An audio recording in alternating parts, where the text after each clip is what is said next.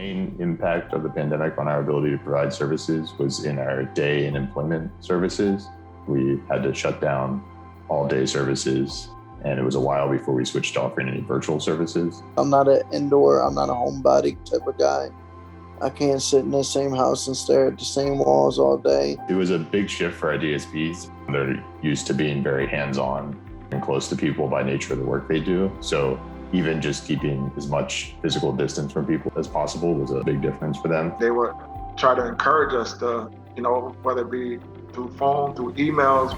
That's a big thing when you know that your supervisors or the higher ups are concerned about you as well, as far as your health and safety, not just the guys. That means a lot. It does. It means a lot when somebody recognizes you or say, well, I know it's difficult, but you guys hang in there and it's going to get better. I think the main thing we didn't anticipate was how long this would go on.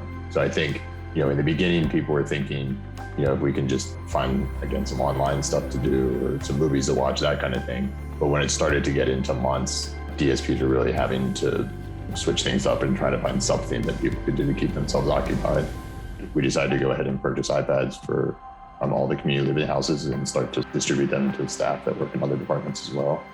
So people were able to talk with their family and participate in some of our virtual counseling sessions that we had. I think it was important for people we support to have access to technology because, again, I think that's been all of our experience of the pandemic. Has been much more reliance on digital communication, and being able to have face-to-face communication through a device is important to people. Technology is a good thing. It really is, because you don't have to be in the same room. You can't touch, hug, or what have you, but you can still see, your loved one is doing okay and know that they're taken care of. I would say over the last year, the most important thing that I've learned is just the incredible commitment of our staff to the people we support.